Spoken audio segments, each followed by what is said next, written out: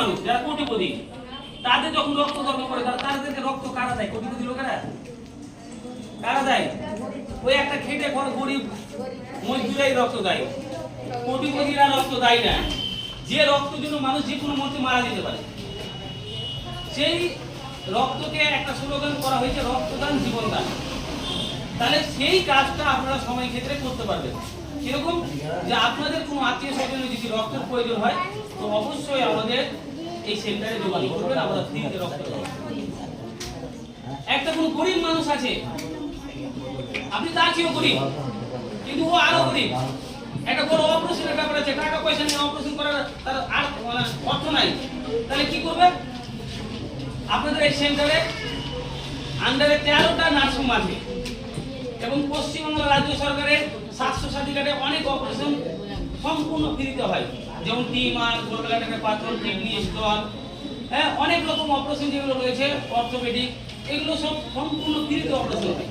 তাহলে একটা গরিব মানুষ না জানা অজানাতে বিভিন্ন দালালের হাতে পড়ে লাখ লাখ টাকা হাজার হাজার টাকা খরচা করছে, ধার দেনা করছে, তাহলে সেই মানুষের যদি আপনি এখানে নিয়ে যদি সেবা করে দেন তাহলে কত উপকার হবে। অনেক যেগুলো স্বাস্থ্য সাথী কার্ডের মধ্যে নাই টাকা পয়সা অতিরিক্ত নিচ্ছে, যেমন ডেলিভারি সিজার, হার্নিয়া, ভোটালিস, অ্যাক্সিডেন্ট, অতিরিক্ত টাকা নিচ্ছে এবং সম্পূর্ণ ভালোভাবে ওষুধও দেয় না। তাহলে সেই জায়গাটাকে আমরা কম খরচে তার রক্ত লাগলে রক্ত এবং তার পরিষেবাটা করে দেবো এবং তার সেবাটা দেবো, কারণ আমাদের প্রত্যেকটা নার্সিংহোমে আমাদের নিজস্ব নার্স রয়েছে। তো এই জিনিসগুলোকে আমরা যদি আমাদের একটা আত্মীয় স্বজন বলে দিতে রাখি তো তবে তো তারা দালালের হাতে করবে না। সময় ক্ষেত্রে আপনি 10,000 টাকা দিলেও যার উপকার হবে না, আপনি একটা এখানে নিয়ে এসে তার 10 লাখ টাকা সময় আপনি 10 লাখ টাকা দিয়ে ওর প্রাণ বাঁচাতে পারলেন না, এক বোতল রক্ততে তার জীবন ফিরবে। তো এইগুলো দিকে আমাদেরকে রাখতে হবে। দেখেন আপনি যত ভালো কাজ করবেন তত কিন্তু আল্লাহ তাআলা আপনাকে বরকত দিবেন।